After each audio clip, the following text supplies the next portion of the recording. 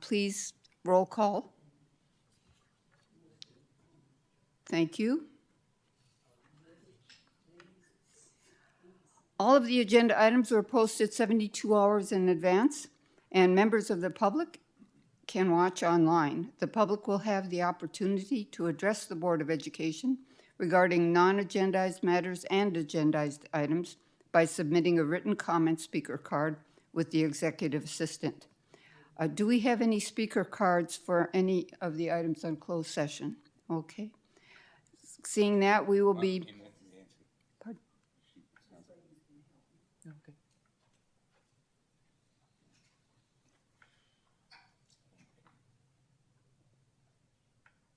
Is there somebody that wants to speak?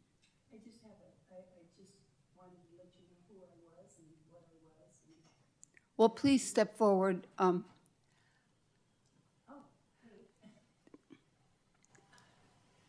Okay, my name is Rose Armstrong. I am currently Vandal Watch at Milani, right here on Birch Street. And I had a notification that they were closing it down. And my comment was, I make $9 a month. I'm there 24/7. There's never a night when there isn't security there. And that was the comment I wanted to make. For $9 a month, that's really good security. I know who is coming in. My alarm, I have a wonderful alarm system, and I can hear when car coming in, car going out. I know who's there at all times. On the weekend, my alarm system goes from 6 in the morning until 6 in the morning. On school days, it starts at 6 in the evening until 6 in the morning. But there's always security there. I am the security there on Milani, whatever it is now. They keep changing the name. But I just wanted you to know that's who I am, and that's why I'm here. Thank you. Thank you very much. Is it open mic? Actually, that would be out of the order. We took this one out of order. Usually we have our public comment after we adjourn from closed session, after we come back from closed session. Is it something that's urgent, that you can't stay? Oh, no, I can stay, that's my mom. Okay. Oh, okay. Sorry, she snuck past me. Thank you very much. Okay. So we will be soon adjourning to closed session where we will discuss public employee discipline, dismissal, release, complaint, and conference with labor negotiators, employee organizations, CSEA, and NTA. So we are now adjourning to closed session.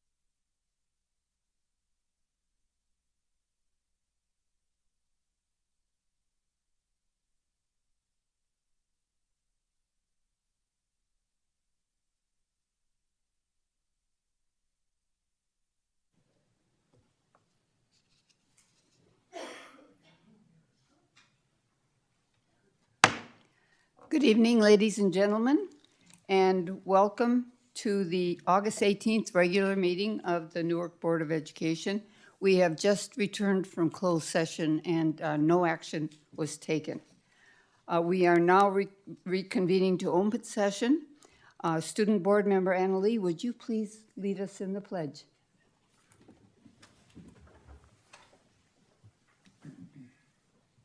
I pledge allegiance to the flag of the United States of America and to the republic for which it stands, one nation, under God, indivisible, with liberty and justice for all.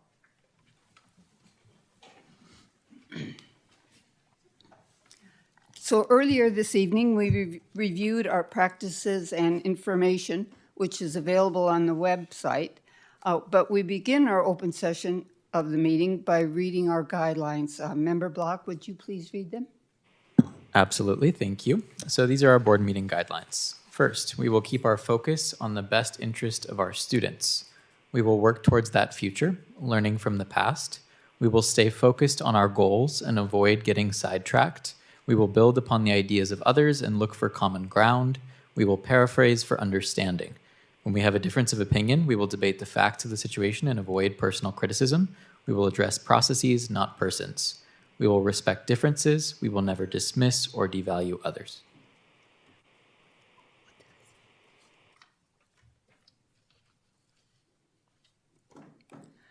So now we turn to the approval of the agenda.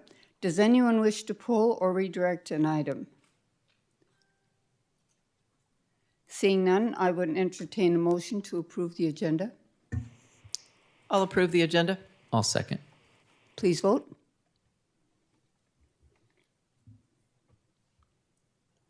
Five ayes. Thank you very much.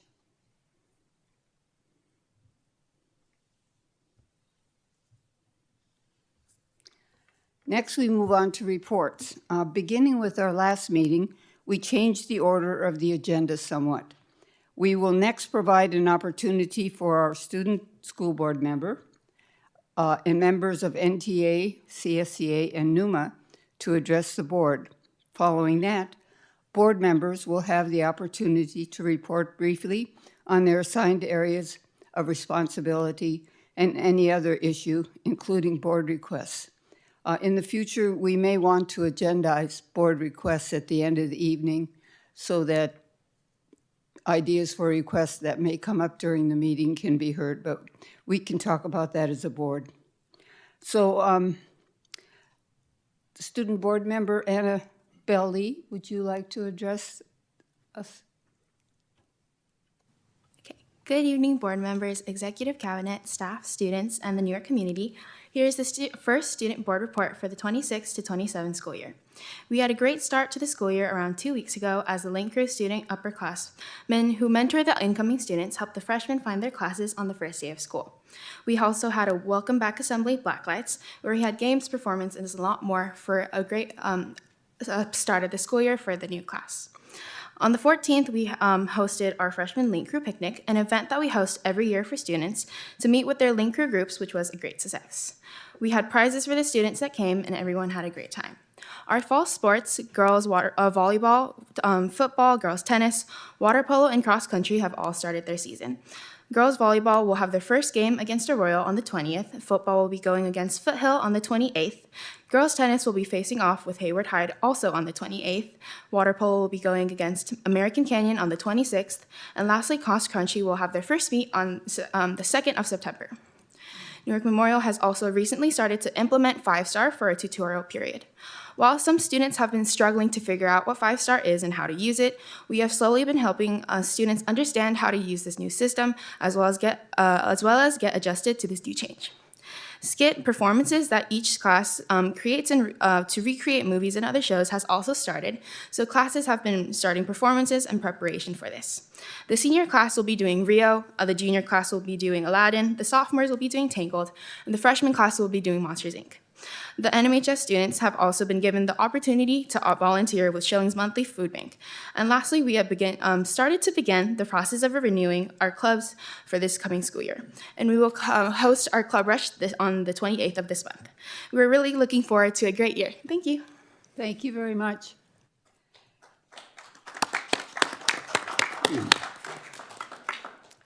So is there anyone from the Newark Teachers Association that would like to speak? I have nothing to say this evening. Well, thank you. Wow. Okay. How about, is there anyone from CSAA that would like to speak? Welcome. Hi. Hello, members of the board, staff, and the community. My name is Sarah Kieser, and I'm the CSEA president of Newark Chapter 208, and also a member of the CSEA negotiations team. I'm excited I get to share positive news only tonight. Sorry. So CSEA and NUSD have finally, after 19 plus months of negotiations, finalized the collective bargaining agreement for the 25 to 28 school years. We're in the process of getting the last of it signed by our negotiations committee. I was just informed it's done. And we look forward to meeting with our classified staff to discuss the updates in the near future prior to taking a ratification vote by our chapter members. We're looking forward to meeting soon to discuss the 26-27 reopeners and hope the process will not take as long since there will be less for everyone to review. I do want to commend Dr. Eager for taking the time to visit all of our schools this year because he made it a point to meet with our staff, our students, and the community. It is a nice change to have a superintendent who actually shows up on campus and tries to connect with our staff members. I also appreciate Dr. Eager for the Monday newsletter, thank you, because the entire district receives it weekly. It is nice to see all of the staff included in updates about what is going on in our district. Thank you for making sure all of us are included in this district communication. These efforts do not go unnoticed. Thank you. And do we have anyone from the Newark Management Association? Oh, please come forward.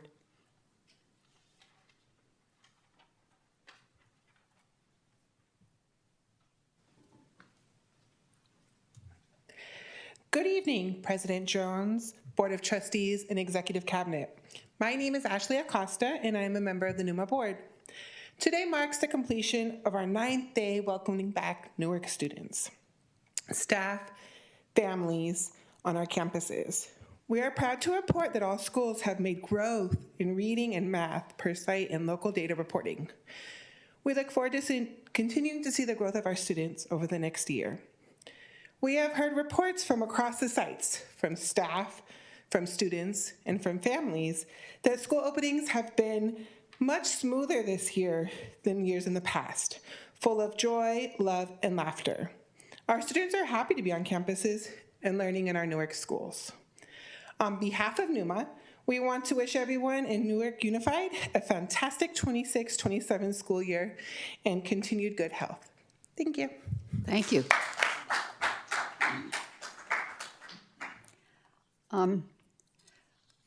Next, we move on to Board of Education Committee reports, announcements, and requests. I would like to start with Member Hill. Okay. Thank you, President Thomas. So no real updates other than school has started, and I think we're, as my fellow board member Block has mentioned, we're knocking the rust off and getting rolling, and it's an exciting time. But other than that, no updates. Thank you. Thanks. Member Block? Just wanted to encourage everybody to attend all of the upcoming back to school nights. I know it's back to school night season, and it's just a really positive space. I'll be attending the Bridgepoint back to school night, which I'm really looking forward to, and just hoping as many people as possible can find time in their schedules to attend back to school nights in order to get to know students, teachers, and have a really positive space to begin the year. Thank you. Member Jones? No committee report, but I did go to Lincoln's back to school night and plan on going to Kennedy's and the high schools, and I'm looking forward to those two. So I will see people around those campuses. Thank you. Member Anguiano? Thank you, President Thomas. I'm just excited to see a lot of children, parents, teachers out there dropping off the kiddos. I'm really just excited to see that we have started off on a really positive note. And just to kick it off, just to know that, remember Annabelle Lee when it had mentioned about the sports, that we have to come out, support our children during their their sports, competitions that they have, but also in their educational, like Member Block mentioned. Just to welcome back to the back to school nights. I'm really just excited to be a part of it. So this week I'll be coming to the middle school and really look forward to a positive, continuous year. Thank you. Thank you. And also, I just totally forgot. Thank you for Child Nutrition Services for the meals that you guys are providing, not only for our children, but for us too. Thank you. Great. Yes, thank you. Well, for myself, I was able to attend the BGP and Lincoln Back to School Nights. It was really impressed. I was so impressed with the classroom plans that our teachers were describing and their interaction and answering questions of all the parents that were there. It was really a joyful evening full of a lot of people and activity. So next we move on to 7.1, public comment on non-agenda items. And we have several folks that would like to do that. First of all, Mr. Jack Armstrong, would you like to come forward?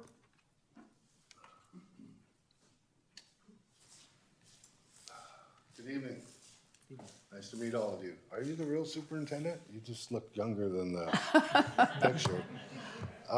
By the way, Mr. Armstrong, I probably failed to read that we allow everyone 3 minutes for this agenda item.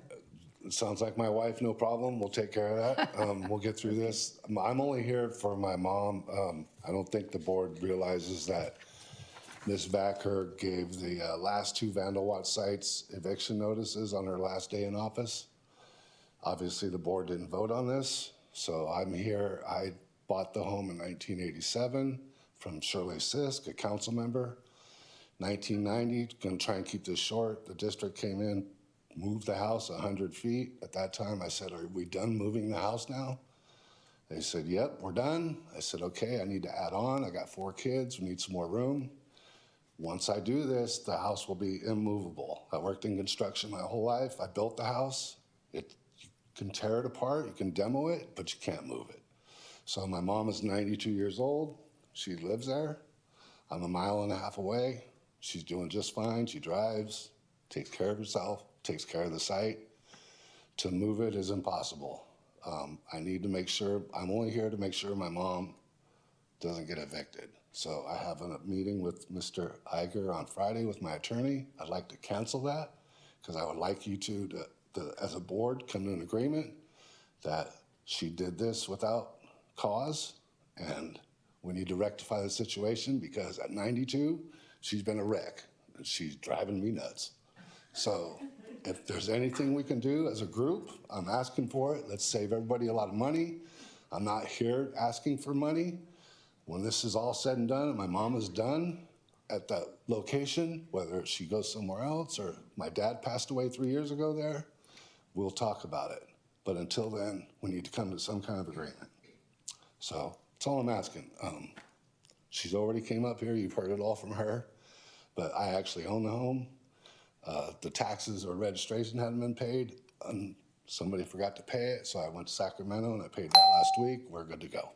So if there's anything the board can do for me, or Mr. Iger decides it's not necessary to meet on Friday, I'm all for it.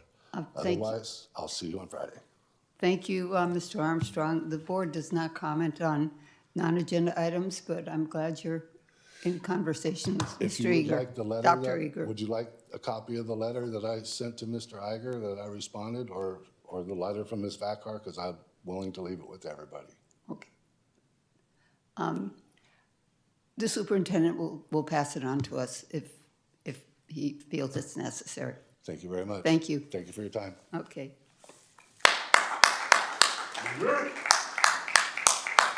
Next, Mr. Carey Knoop.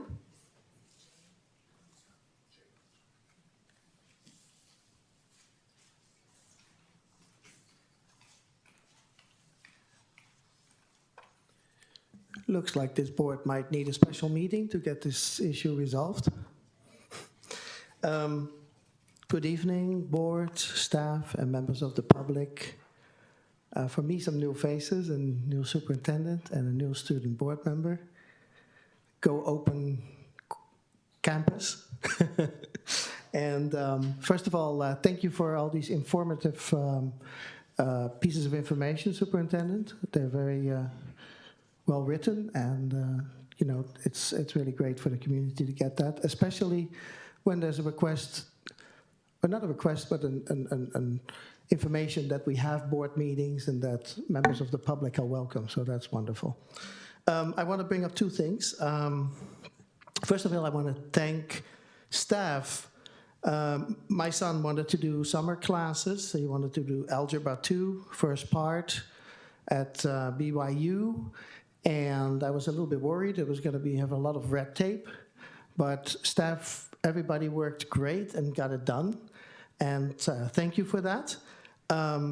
My only additional point is that we probably want to have a website where parents know that these options are available if students want to take these extra classes. Because if you don't know, it's kind of hard to figure out how this works.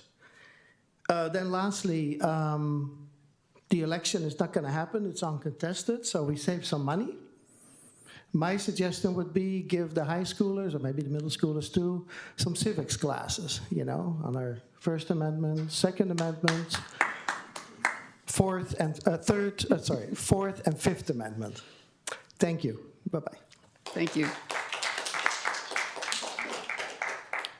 We now move to public comment on agenda items. Public comment is limited to 3 minutes per speaker, and the board will limit the total time to 20 minutes. The speaker may speak at this time or when the item is called. So, Mr. Knoop, you have 2 items. Do you want to speak now? Okay. Item 9.1, facilities discussion. Yeah, thank you. I sent a letter to the board and to the superintendent of well, my 2 cents about what I think the issue is. It may be a little bit of a vague outcome as to what I'm actually asking for, and I apologize for that. But I don't want to get into the details now. I'll get into the details later on. What I just want to say is that we should make sure that the students come first. I want to emphasize again, we have portables with vermin and flea infestations, and they're way out of life, I think. And so I'd say if we build 1 stone of the new district office, that means we have to do something about those portables. So that's the only thing I want to say about that. Thank you. Thank you. And then you also want to speak on 10.2, which is the budget adoption? Yeah. I had a great conversation with the CBOs. He explained me a lot of the details. And I just want to formally say what I talked about. So I'm concerned about this 55% payment in the classroom. So our legislators decided at one point that we want to make sure that the money goes where the teaching happens. So it goes to the teachers, the aides, and there's a whole list of function codes that are applied to this. Our budget doesn't aim for 55%. Our budget right now aims for 49.66, so that's quite a difference. You will get an audit exception. If you ask for an exception, you can circumvent the fine, otherwise you get a fine as well. I don't know if we had an audit exception in 23-24, so I don't know if we had an exception for that, if we paid the fine.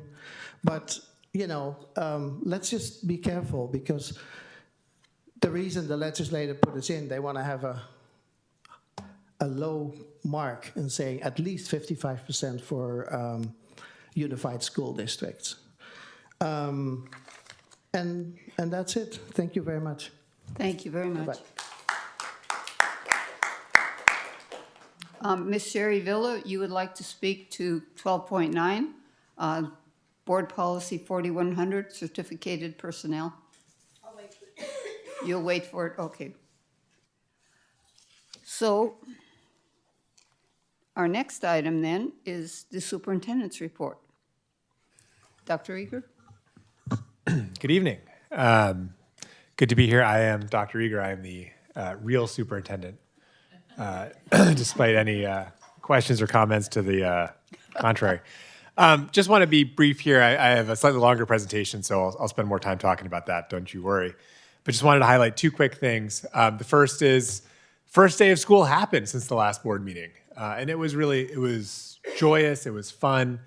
I was so glad to hear about some of your experiences with it, and it was fun being on every campus. It was difficult to make it to every campus in a minimum day, a lot of schools, but was able to be there. And over the last couple of weeks, I have been in usually a couple of schools almost every day since then, just getting to experience the instruction happening across all of our schools. And it's been really fun. I mean, you get to see, this was the top left, one of the first classes I walked in. It was a French class, French 1, and they just dove straight into French instruction.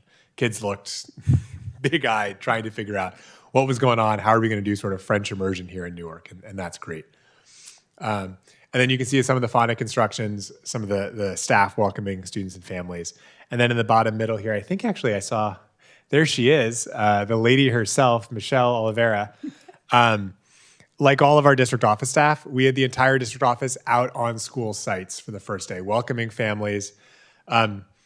Emotions ranged in the district office being out on schools. I think some folks were like, oh my goodness, I was an office manager for so long. I can't wait to get back out there. I got a dog I want to bring to this campus. I'm already on this campus. A lot of joy. And I think you had some folks who were a little bit more nervous. Maybe I haven't been there. Not sure how I'm going to do this, and I won't name names, but the staff member who was perhaps most nervous going out to the sites got a letter from the teacher to me just thanking the staff member for being out there and the impact she had. So really just an example of look, we're all one Newark, we're all one community, and it's really fun seeing everybody out on school sites.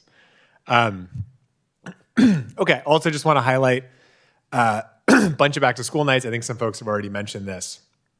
Here are some of the ones I'm going to be at. I think we have 3 on one night next week, which will be a little bit exciting for me. But also just want to highlight BGP. I know we had a couple of the board members there, Board President Thomas and Member Jones, I think.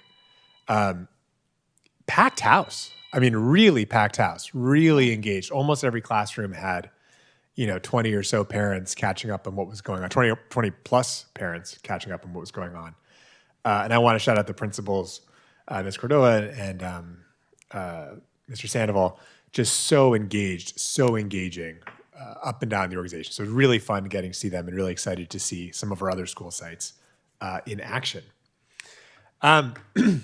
In terms of how I've been spending my time, just want to remind everybody I have been doing a large amount of time listening and just being on sites, getting to know folks, trying to figure out what people are saying they want to see Newark do.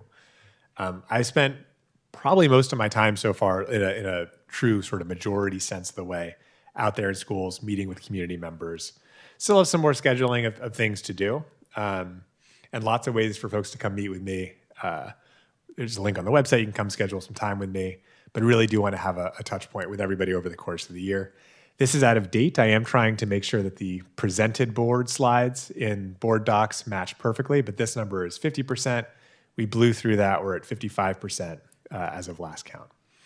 I'll come back in the fall and report back on what I'm hearing, get some direction from the board, make sure what I'm hearing makes sense for action, and we'll begin sort of getting underway in January. The other sort of thing I would just make a note of is the start of the year is a time to check in on enrollment. It is also the time when enrollment is most in flux. New students are coming in. Those TKK students who didn't realize school started for the first time are showing up in droves. We're having folks who maybe didn't want to come to Newark or said they were going to come to Newark in February. Life changed. They're not showing up and we're disenrolling them. So difficult to get a count, but just wanted to provide a little bit of public data around where we are. Our enrollment is down. And this is about a week old now, so I think I got the latest numbers, but we're down a little bit from last year, somewhere between, let's call it 1% and 2%. And I think our enrollment team had projected a larger decline So I think because of that, our schools are feeling quite full right now. So I know some parents are saying, hey, I really wanted to go to school A. It's my home school. Why am I not getting in? It's because our schools are full. We have a lot of people who want to go in to our schools. And I think our enrollment forecast was a little bit lower than I think what we've seen. Here I have just the CDE data, Quest data from 2014-15 school year to about now. You can kind of see it's a pretty steady line. There's a little bit of a spike from, 2018 to 2022, where things sort of flatlined a little bit. But if you think back, this is kind of where we're at. Pretty high correlation, but we've been losing about 158 kids a year for the last, call it, decade or so. That works out to be about a 3% enrollment average decline. So just wanted to provide a little bit of an update on that. I think it's important to look at. I think there's some positives in this. It's less of a decline than we've seen in past years. You see that line sort of flattening out, but still a little bit of a decline. With that, I'll conclude my presentation. If there's any questions from the board members, I'm happy to answer them now. Thank you very much, Dr. Eager. Oh, Member Block, you want to? Just a quick question. When do you anticipate we'll have like a more final number enrollment-wise? Like how far into the school year does it start to stabilize generally? I don't know the Newark specific things. I've seen in other districts sort of an October count day kind of being the sort of natural point. I know in Ravenswood, where I was previously, we saw a lot of fluctuation for really the first 3 or 4 months of the school year. Wow, okay. I think there are changes in immigration policy and things like that could help stabilize some of this. So I don't have a great answer for that, but I do think in September or so, or October, I think I'd feel pretty good that we're pretty close to final, even though there's still going to be some movement throughout the year. But I don't know the newer context as well to answer that question perfectly. Great, thank you. Thank you. Member Hill? Yeah, thank you, Dr. Eager. And one additional question. So we've talked about this like for a while and prior to your tenure here as well. But one thing that would be really helpful is getting a capture rate. And so, because I think that's kind of our bogey, right? It's so how many kids potentially are available to attend our schools, and then how are we doing on a percentage basis, and then why? And then are there opportunities to actually maybe reverse the trend? Yes, I completely agree. And do we have a sense of maybe when, because we've had demographers come in, right? I mean, we just haven't seen anything.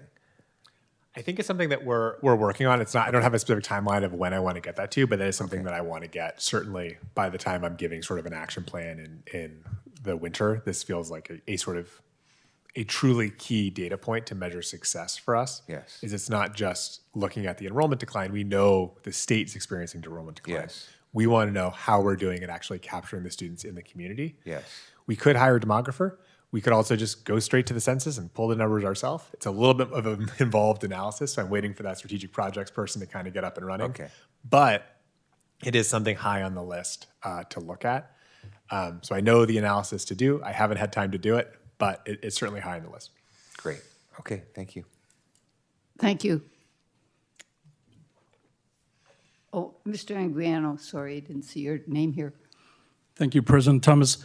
Dr. Eager, really appreciate the report. As far as the students that have not reported back to this particular 26-27 school year, what initiatives are we taking to reaching out to these families?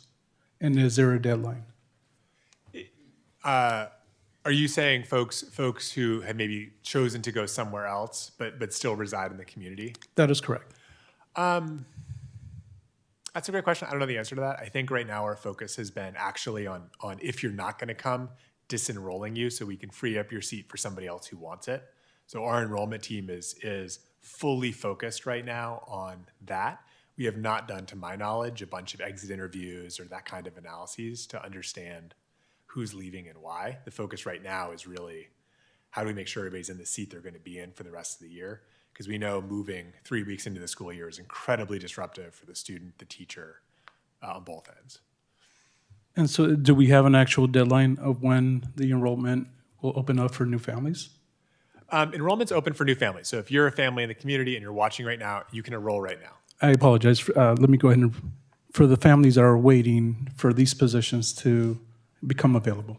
Sorry. So if a family is on a wait list at, say, BGP and really wants to go to BGP, right now, our team is actively disenrolling families, and past the 2-week deadline or so, we're able to say to families, hey, you haven't shown up for 2 weeks. We're going to actually disenroll you. We don't think you're coming.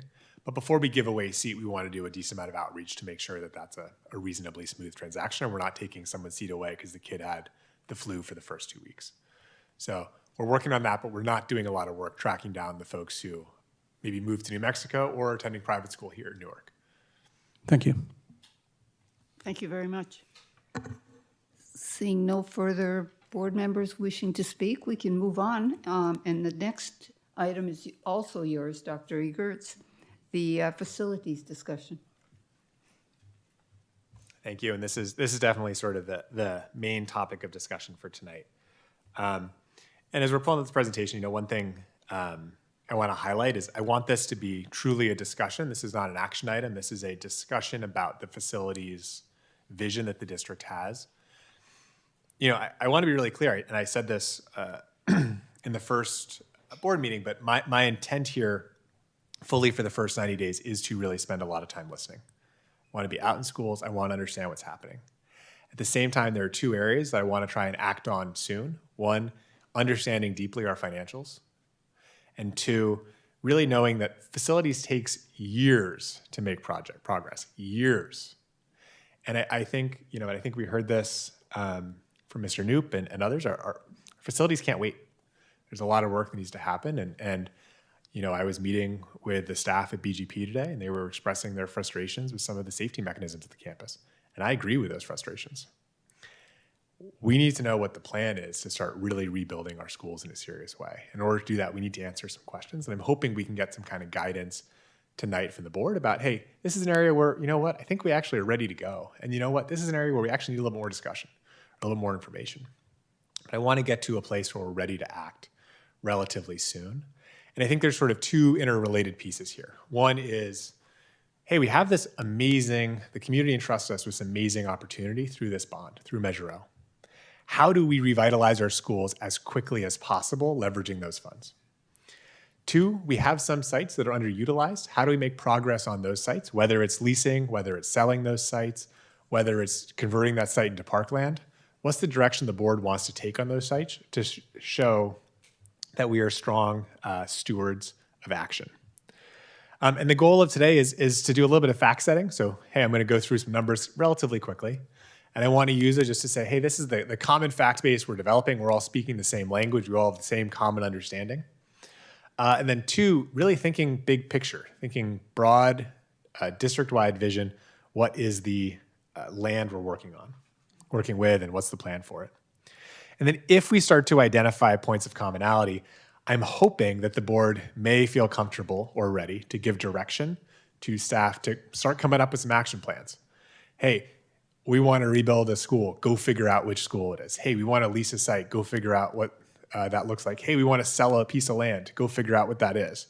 Right? All of those are multi-step, very long processes, and we're hoping to get direction to start that process by identifying areas where there may already be some alignment. This is not a meeting where, even if we're getting that direction, that it's binding direction. The board can go back. As facts change, I would expect the board to change its direction. So this is not a meeting where we're going to go out tomorrow with shovels. We're not going to lease out a piece of land tomorrow. There's nothing that's going to happen anytime soon until the board actually takes concrete action. This is really just starting a conversation, not even starting, continuing a conversation and trying to say, hey, let's get staff off to the races here. Okay, so I want to first talk about the bond program, and second I want to talk about exploring leases, which is a shorthand for sort of underutilized property and how we can think about using it. I think I've said this to a lot of folks in passing, but inflation is eating at the bond in a material way. It's a $205 million bond when it passed. So call it $205 million. Say we spent some money, so this is a little bit more of a simplification. But with construction inflation averaging around 5% over the last 4 years, we lose about $10 million a year in just inflation. So what we're able to buy is decreasing by $10 million a year, more or less. That means that our $205 million bond today is going to feel like a $167 million bond in just 5 years. We also know that we have a lot of need across our campus. I went back and looked at the 2019 Facilities Master Plan, which is not a perfect document, and it outlines things that we've actually fixed since then. And it outlines some things that have gotten worse since then. And we outline some things that are investments that maybe we don't want to make anymore. But it gives us a sense of the rough order of magnitude of investment needed. At the time, it said we need about $511 million. Since then, we closed 2 school sites. If you take out and say, hey, we're not going to rebuild those full sites, we're at 450. Then if you add in the fact that, well, since 2019, we've had pretty substantial inflation, what's the total now? The total is probably close to $703 million. Is this a, if we were to rebuild our schools right now, it would cost $703 million? No, of course not. But it gives us a rough order of magnitude of if we were trying to rebuild all of our schools, what would we need? And I think something on the order of magnitude of $700 million is probably about right. Could it be $600 million? Absolutely. Could it be $800 million? Absolutely. Having just rebuilt 3 elementary schools and a middle school relatively close by, our costs were much higher than the $40 million. They were probably $70 million or so for some of the more full-sized elementary schools. However you slice it, we have about $200 million against a much bigger problem. So one of the goals, I think, of the work that we're about to embark on in the bond program is establishing that Newark can execute and projects are easy and clear to explain and they're not hidden and they set us up in a real way for a future bond ask from the community and the community potentially supporting another bond measure. Again, this is sort of what I'm seeing just looking at the evidence here. But the main takeaway from this slide is the amount of money we have now means we're going to have to say no to roughly 2/3 of the asks and very legitimate asks that we have facing us. One thing I wanted to look at, and this is a really rough heuristic as well, I wanted to look at, do we have a couple of sites that are just doing really, really well on a facilities perspective, or a couple of sites that are really, really struggling, and these are the biggest laggards? And so the way to do that isn't to look necessarily just at the total cost of addressing those sites, but to also account for the fact that, hey, Newark Memorial is a much bigger high school campus than Coyote Hills. So how do you account for that? Well, you can kind of look at it in dollars of fixes divided by the square foot of the campus. And when you do that, which is what's here, you see, yeah, there's some variation. BGP, the junior high school, Coyote Hills are, I guess, according to this metric, a little bit better than some of the other schools. But really, when I look at this, what I see is a bunch of school campuses that are sort of roughly in equally bad shape. It's not like we have a campus that this is just spectacular. There's really just sort of maintenance, regular wear and tear needed. And there's not a campus where this campus is really totally unsalvageable either.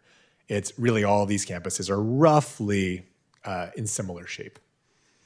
Now, I should also caveat, I'm not an architect. I'm using the architect's numbers from 7 years ago, which are a little out of date. But I think it matches up with what I'm seeing as I'm walking around the campus as someone who's done, a couple $100 million worth of school construction in the last few years. Okay, let's talk about enrollment. I know we talked about it earlier, and I did not update either of these slides with our latest enrollment numbers because I didn't have them when I was working on these, just to be transparent, so they're not here. On the left-hand side, you have the total enrollment and the number of schools we operate. Just because they're small, I did exclude Bridgepoint, Crossroads, and students attending non-public schools from this. So I just want to be clear that if you're like, hey, we have 2 other schools, absolutely we do. I just left them out because they're not a material number of students served at those schools. Very important schools, but not affecting the total story here. If you look at that, what you've seen, you can see a couple of things. One, our enrollment has been in a relatively steady state of decline. 2, the board has taken action historically to reduce the number of schools that we have and roughly kept the number of schools per student constant at 2 points. So in 2014, 2015, and then again in 22, 23, you can kind of see that blue line and the orange line are touching, kind of showing, yeah, we had the same number of schools at that point. In between 2014 and 2022, you see that orange line kind of peak out above the blue line. That's reflecting, hey, we've had smaller schools in terms of number of students attending that school than we have had historically. And you can start to see in 25, 26, that gap between the orange line and the blue line sort of growing. Exact same story in the K-5 elementary school side, right? We're starting to see a bit of a gap in the number of schools we have relative to the number of students we have. The other way to think about this is, hey, how do our schools compare to other schools in the state when we think about our enrollment decline? We can think about, hey, how many students do we have per school here in Newark, and how does that compare to our historic norms? We can also look at how does our number of students per school compare to the rest of the state. Each bar here, and you can see how narrow they are, those blue bars are our Newark schools. Each of those other gray bars is a school in the state of California, a K-5 school specifically. You'll notice that there's one that's exceptionally big, almost 1,200 students, real outlier. And you'll notice that you have some that have 50 students, real outlier, right? We are below the state average, which is about 442 students. We're at about 347. Again, this is last year, not this year, so it's probably changed a little bit more. We're probably a little bit further, although I don't know the state average numbers. Every single one of our schools is a little bit below the state average. So we are smaller than the average elementary school in the state, although to be sure, there are many successful, wonderful elementary schools that are smaller than our schools. Another way to look at this is how do we compare to the Fremont, New Haven crowd? New Haven is the Union City crowd. This is sort of our immediate neighbors to some extent. You can see Newark, where the blue bars, still the blue bars.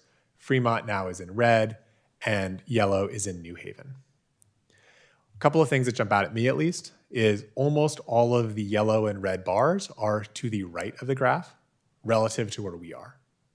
So Fremont and New Haven both have larger on average elementary schools than the state of California, and materially larger elementary schools than Newark does. Fremont schools in particular, I mean, our average is 347. Fremont's 647. It's almost twice as big. Not quite, but almost twice as big. Fremont, of course, also has some small schools. There are 2 schools in Fremont, according to CDE DataQuest, that are smaller than any schools in Newark. So this isn't like a blanket thing where every Newark school is smaller than every other Fremont school, more just a sense of how do our averages and how does our enrollment compare to our neighbors and the state. Okay, I want to be really clear because I think sometimes people think of this as a financial constraint or a small school is good, large school is good kind of, and I don't think that's it at all. I have been around excellent large elementary schools. I have been around excellent small elementary schools. There is both models I truly believe can work. This country has a long-standing history of single-room schoolhouses, right? And we can do that too. You can do anything.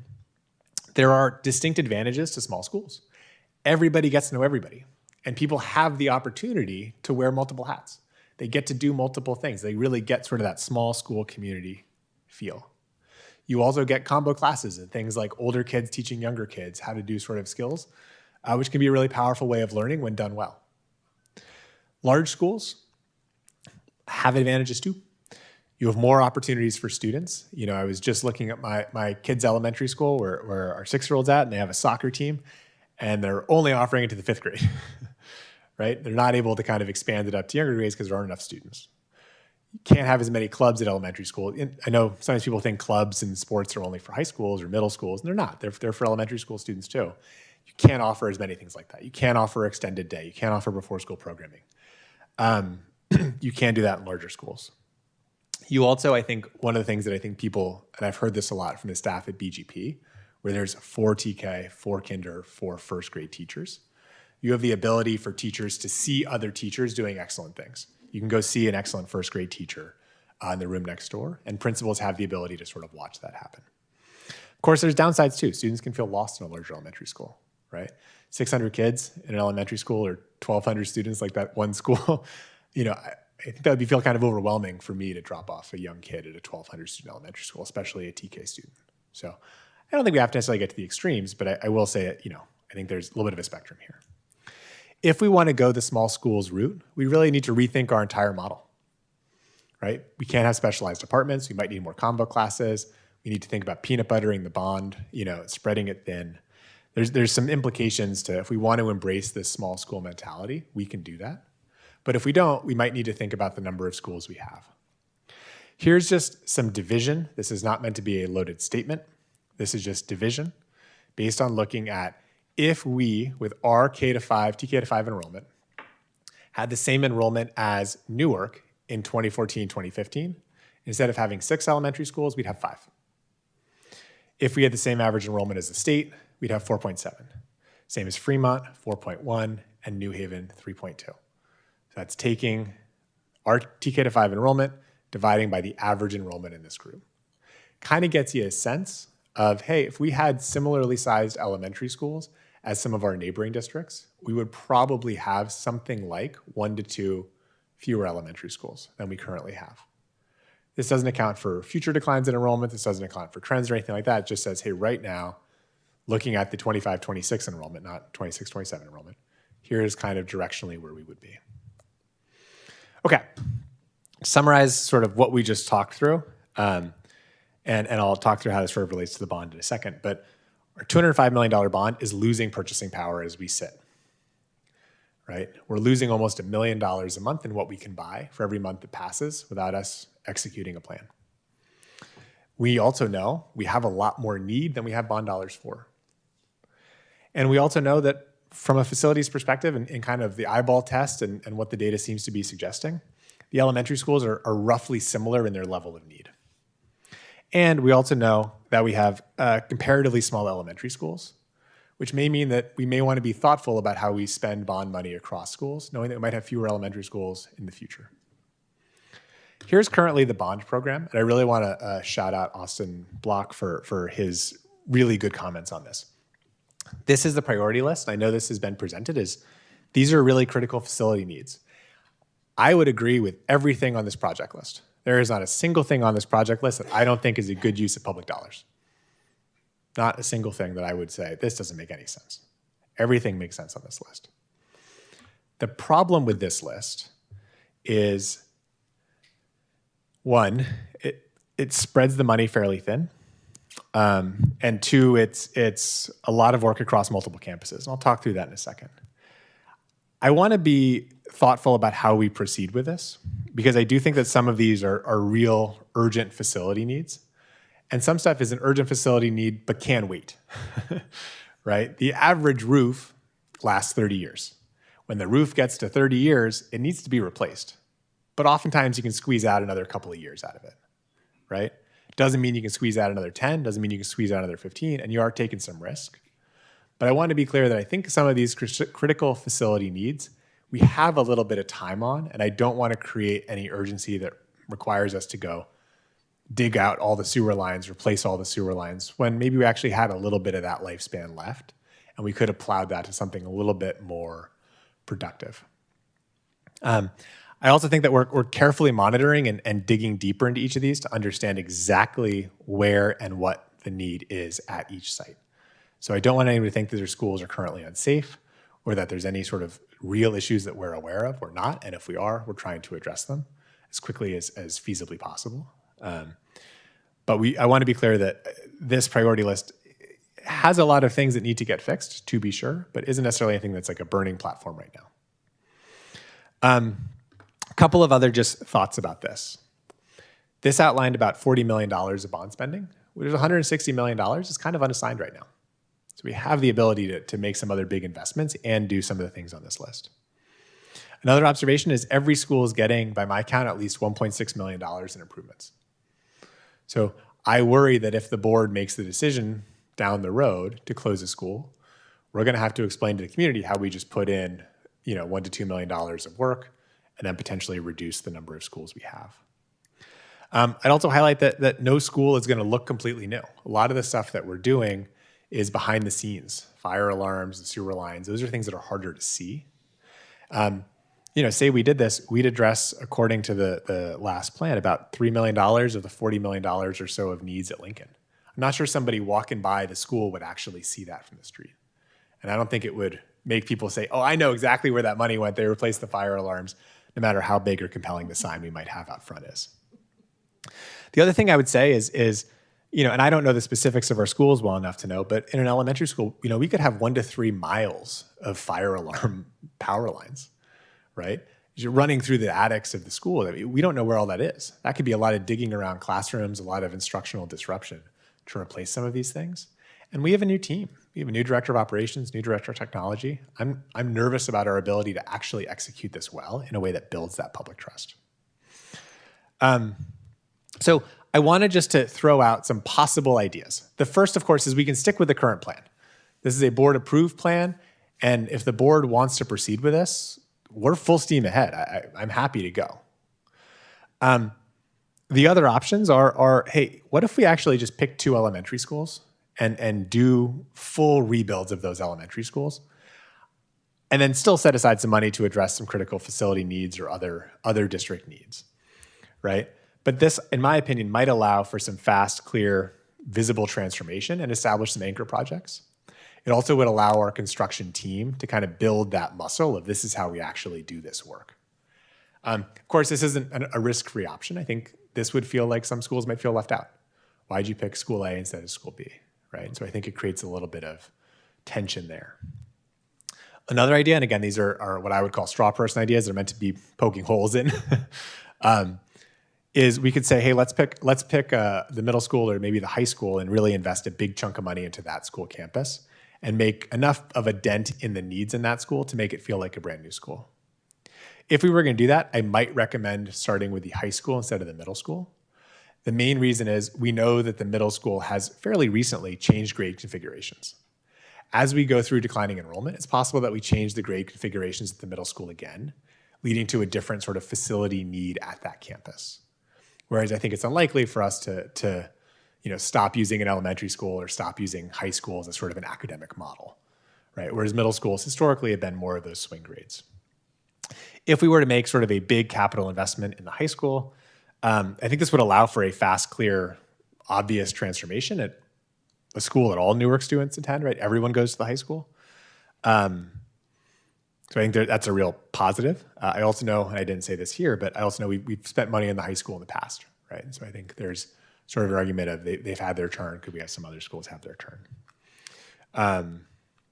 Anyway, I do want to pause here. I know that was sort of a lot of me talking, and we'll talk about the potential leases or potential land use for underutilized sites. But would love to hear if there's any sort of board direction on any of these 3 options or further questions that the board would like to explore.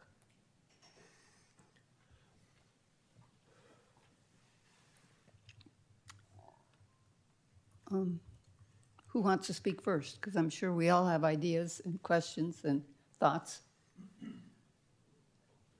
Oh, Austin, Mr. Block. Thank you. So just a couple of clarifying questions with regards to the plans that are on this slide here. So with regards to Plan A, if we were interested in moving forward with that kind of approach, what happens to the students at the schools where the revamping is occurring? How does that get managed, or what are some options there? And for Plan B, is there a way that could also include investment in Bridgepoint to ensure that all high school students are reached as a result of that kind of high school focused investment? Great questions, and I would say even referring to them as a plan, I think, gives them more credit than they're potentially due. It's concepts of a path forward. There's a couple different ways you can do it, to your first question, a couple different ways you can do a school rebuild. You can move the school from one campus to another campus and occupy that other campus, hopefully with minimum renovations. You can basically split the campus in 2 and rebuild side A, cram everybody into side B, and then when side A is rebuilt, you flip it over. Or you can basically rebuild the school in a grassy part of the school, shut down a field for a couple of years during construction, build a new school, and then demo and raise the existing school, or build a temporary school in that grass. So there's lots of different ways to do this. As one of the construction folks I worked with pointed out to me when we were doing school construction, they do construction in Manhattan where they have a lot less laydown space to make things work. My general preference, having done this a couple of times, is it is much better, even though it's painful, to move school A to school B during construction. A lot of things happen during construction. The water line's going to get hit and burst. Power's going to go out. You're going to have jackhammering during testing. Demolition always happens during testing. It's just a law of school construction. It's painful sharing a school and a construction site, and there's research showing that kids who learn near trains or loud, noisy environments do worse. And so I think it's better to get students off that site and let the construction team work on that site if possible. I think the worst option is generally to do a wing A and then a wing B phase. That both takes long, so it costs more, and is incredibly disruptive for students in those wings. Do you want me to go to your second question, or do you want to? Okay. Oh, I'm sorry. Ms. Jones?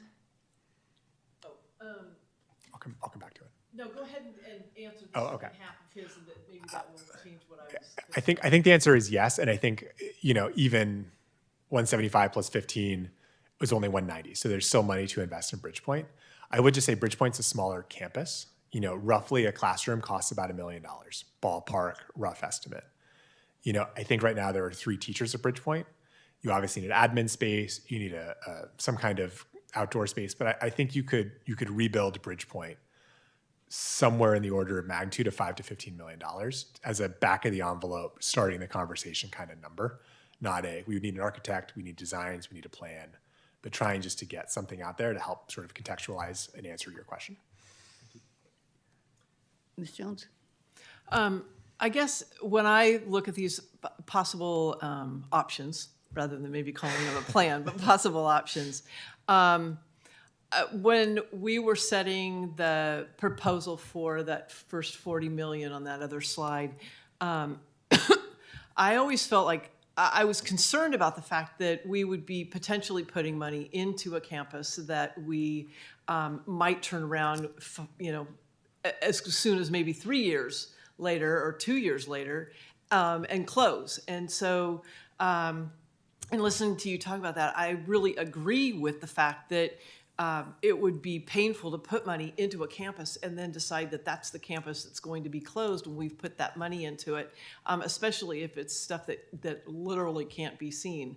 I really like the possibility of option A, to rename it. That's exciting to me. And I think part of why that's exciting to me is because when I drive through Fremont and I look at those new campuses, it's like, God, I wish we had that. I mean, that's always how I feel when I go by those new campuses, and especially like watching Thornton Middle School being built, and then the other middle that's on Fremont Boulevard, I don't remember, Centerville. That's exciting to me, And as a resident and a former teacher in the district, that to be able to just have that ownership in that new possibility. I think I really feel the students in Newark deserve to have that fresh start. It may not happen until the babies that are being born in 26 get into school, where they would actually be 5 years out, 4 or 5 years out, where that new school would be there. But that's really exciting to me, that possibility. And I feel like the money would be really going into something that is going to rejuvenate rather than try to stretch and do the peanut butter thing, but really rejuvenate and slowly rebuild the district. I mean, Newark's a really great city, and I want the students and the community to have those new shiny things, because everybody deserves those. So I really like the idea of doing that concentration. I know it's going to take time, and we will need to use the CFN monies to do things on other campuses. But that's really exciting to me. So that was. Okay, Mr. Aguiano, and then I'd like to speak after that. Thank you, President Thomas. Dr. Eager, I really appreciate you giving the options and also the breakdown. Myself being at Ravenswood, not to compare, but we're actually living this right now. We went through this the last seven years. And it's totally what you just hit the nail on the head, that when you have construction and you're rebuilding, it could be modernization, you're upgrading, but it's a lot of you're cutting into a lot of the students' education because you're interrupting a lot. That we had to live through one of the construction pieces. However, the plan B, that would be it. But I'm saying possible plan A, if we do identify, like Member Jones went ahead and mentioned, 2 schools, possibly BGI, BGP merging together, while we could go ahead and upgrade one or the other. Do we have a breakdown, like a phase plan, that we could go ahead and demonstrate to our community to show, the site work, the modernization, the escalation, and just a breakdown of a pie and see how it works while we're actually doing that? I don't have that right now, and I want to be really clear that we don't have any plans for any specific schools. And I think one thing that I think that's a lot of work to do. And coming up with a work plan, coming up with a timeline, coming up with specific sites, coming up with designs and renderings. I mean, that's 6 to 8 months worth of work. And so I think one thing that is helpful to hear is, yeah, let's start by focusing on something like, let's pick 2 elementary schools. Hey, staff, can you go come up with a proposal? Go listen, go figure out which 2 make sense to start with and why. I think that's a helpful direction for us to get if that's the way the board wants to go.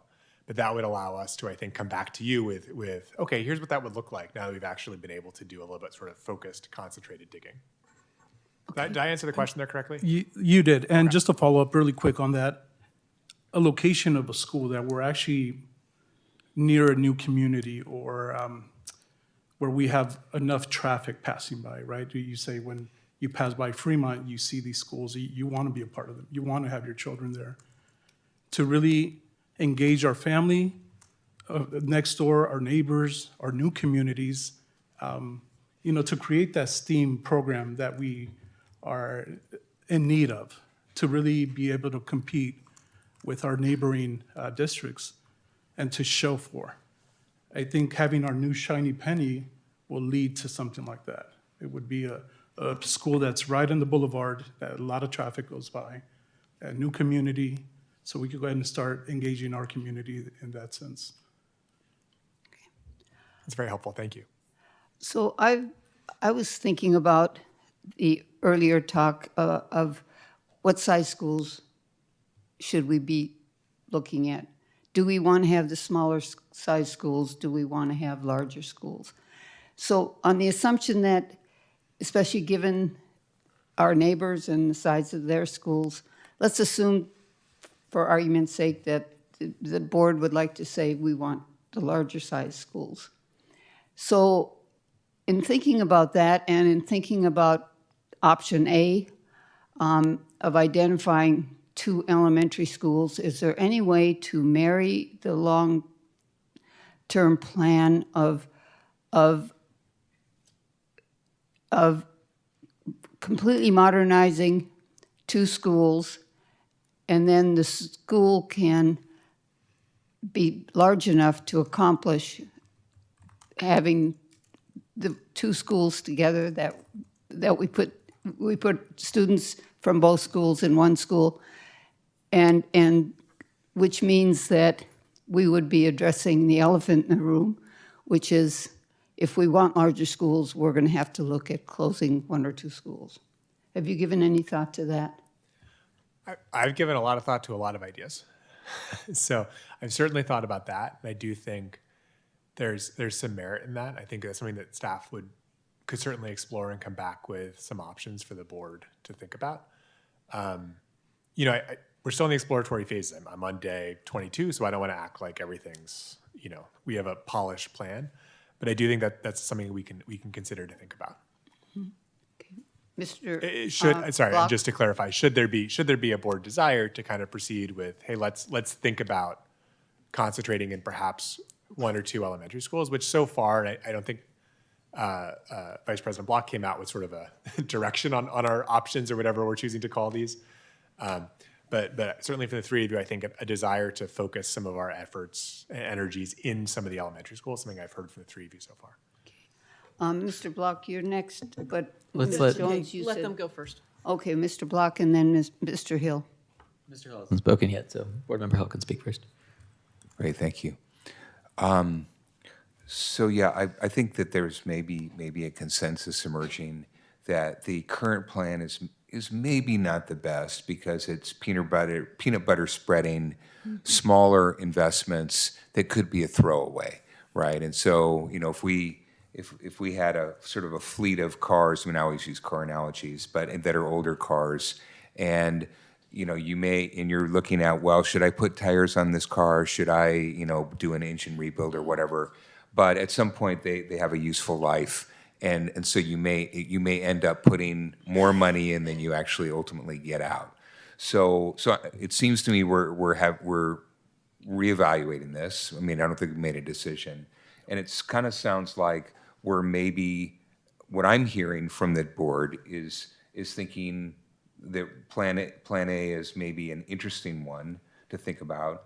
The only thing that I would say that we ought to use as a lens or a criteria is that I think we ought, and this is where I think the demographic study can come into play, is to say, so where exactly are we either not capturing students or losing students? And then maybe those are the areas where we make the investments, right? And I don't really know what the answer is there, but so we would want to try to increase, if we can, or at least stabilize enrollment, but maybe even increase enrollment. And then also, hopefully, maybe that also aligns with some of the educational outcomes as well, where maybe there's certain areas where we're losing because there's a perception that the educational outcomes are not good. But if we start creating the bright and shiny penny and we put the love into it, that you'll have returns from both of those areas. But I think it just needs to be informed by data. Mr. Block? Thank you. Member Jones, you were before me. Did you want to go first? I can follow if you'd like. Sure. I was just going to make a comment about the larger schools. When I was teaching, I'm going to say it was right around 2000, plus or minus 5 years on either side. I was at a school of 560 kids, and we functioned really well.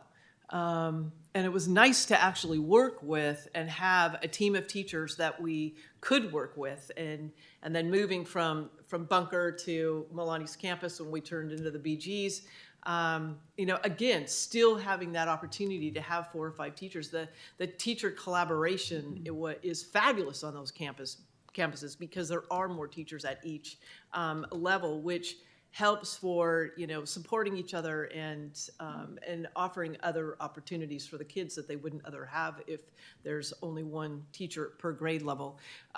So in terms of like putting 2 schools together, you know, and coming up to those numbers of where New Haven and Fremont are in the size of their schools, that doesn't scare me because I've lived through that and I know that it can be very successful. And putting those, you know, like putting those 2 campuses together or combining Schilling and Lincoln, you know, and creating that whole STEAM intervention that we've talked about so much. And Schilling just seems like the place to do it to me personally. I just think there's a lot of opportunities to focus in that direction. So that I just wanted to add that, you know, having 560 kids on a campus really, it was fine. Thank you. Mr. Block? Yeah, I think I'd just like maybe to offer a counterpoint to explore the potential upsides of the option B. I think one thing that gives me a little bit of pause for the first option, I think there's a lot of promise to it, and the idea of having a couple of elementary schools that are, you know, brand shiny new and a demonstration of what's possible and, you know, an inspiration for, you know, continued upgrades, I think is really promising.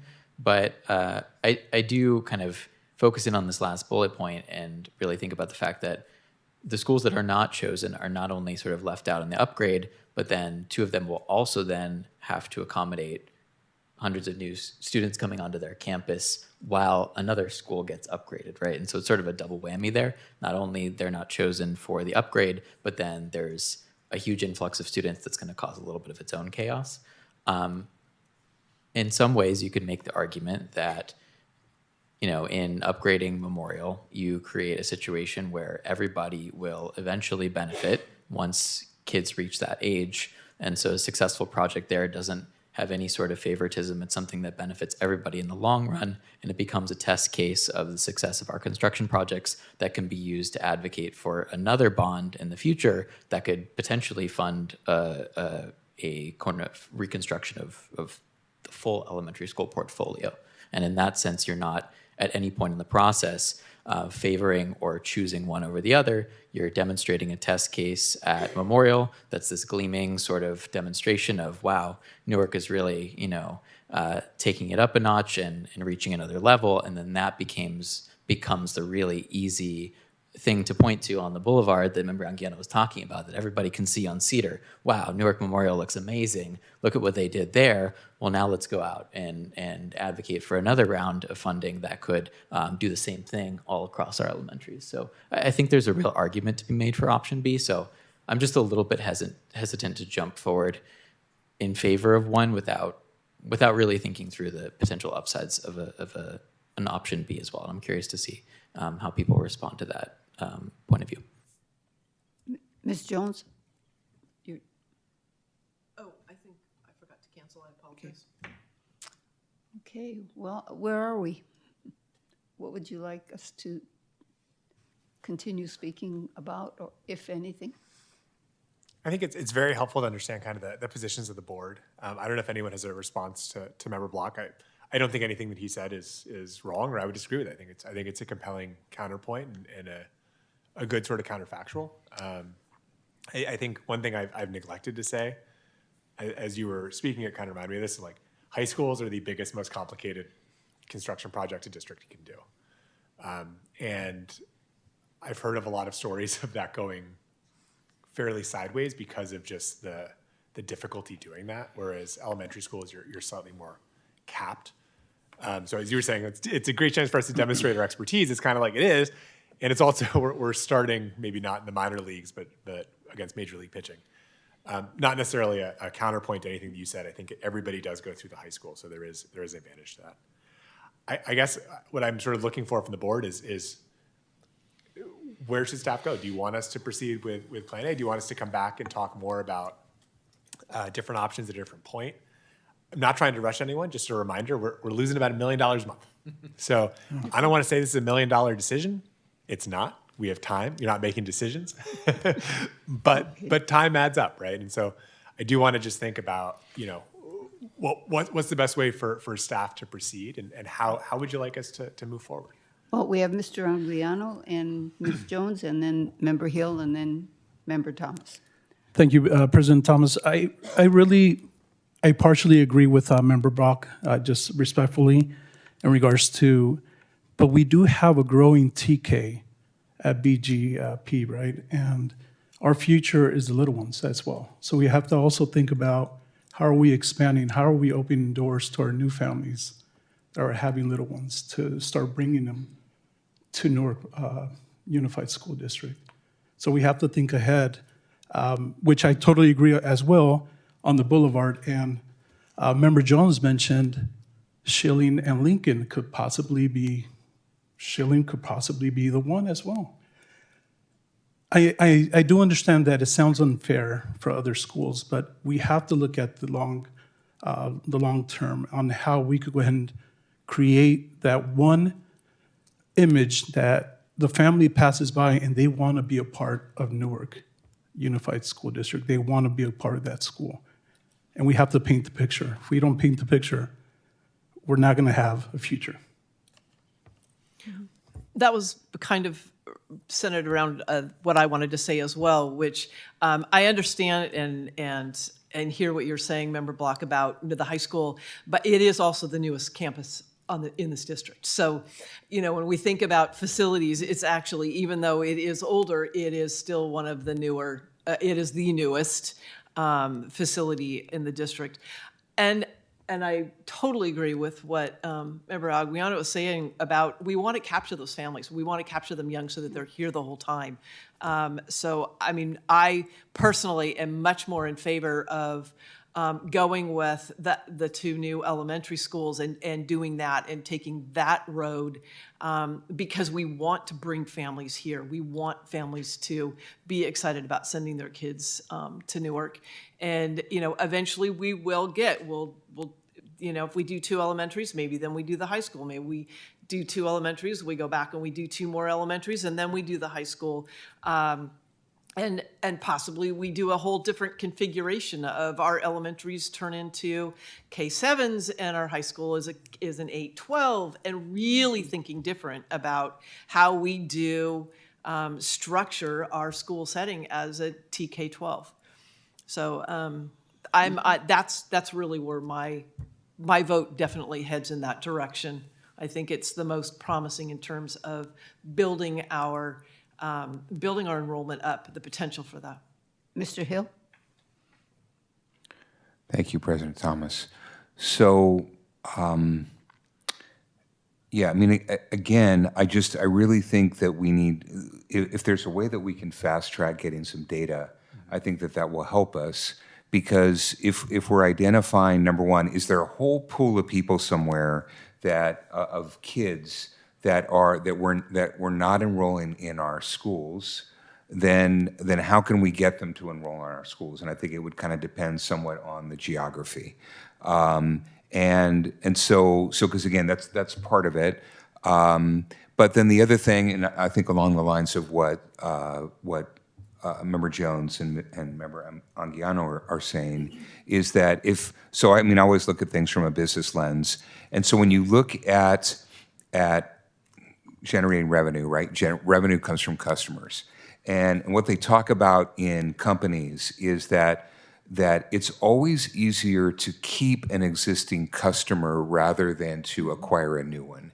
And so one of the things that we have to think about is that if we start early and we're able to capture the kids and then retain them, and obviously we got to do work to retain them, but it's easier to keep them in the system. I think it's harder to bring kids in like later on in the process. And it seems to me that's where we're seeing, my suspicion, but we just haven't seen the data, is that there's a whole bunch of families that they're not even looking at Newark right now. And so how do we get them in the game? So that's my input. I do want to just add a couple of things. One, there was a staff member that wanted to speak. I think that was you. That staff member was me, the real superintendent, wherever you are. Didn't want to let you go in front of the line. I think one thing I want to be really clear about is, and I think Member Block may have phrased his thing more as a hypothetical counterfactual, which I think it was a very good one and a thought-provoking one.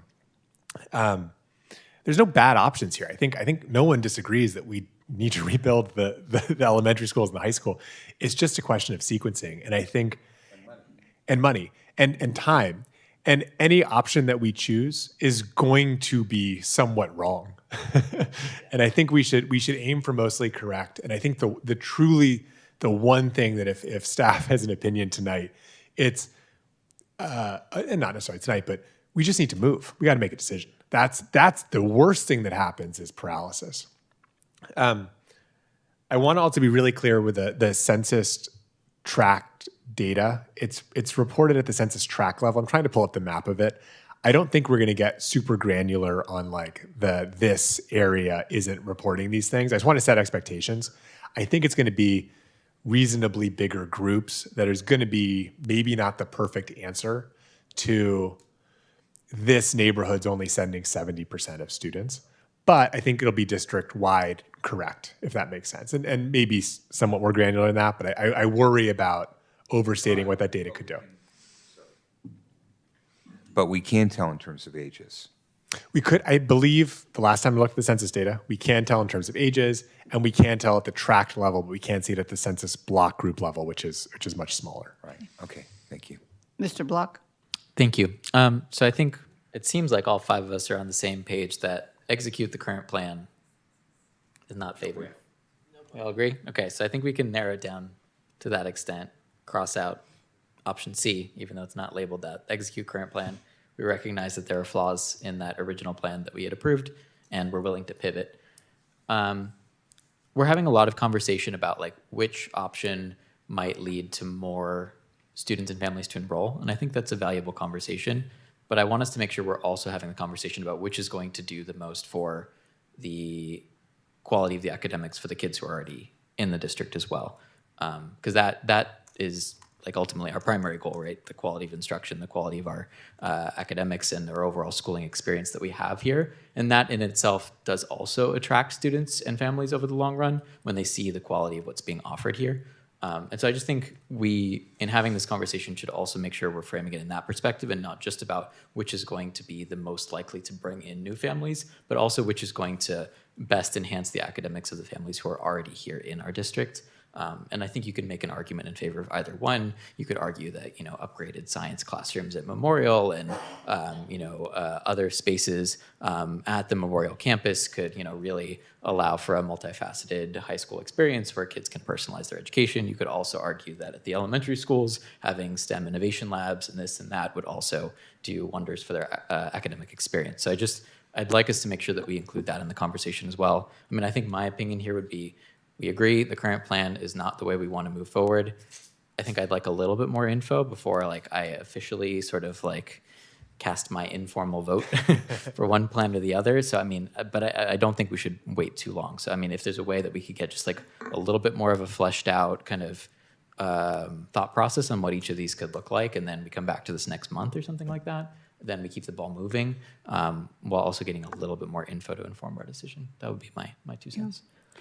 I guess I'd like to say that Plan A excites me. The thought of 2 new elementary schools or refurbished, completely modernized elementary schools, and maybe the programs that they might focus on in the areas of town where they, might be best situated to even attract more students. That kind of excites me. So I hope as you move forward and come back with more fine-grained analysis, you kind of take Plan A and Plan B and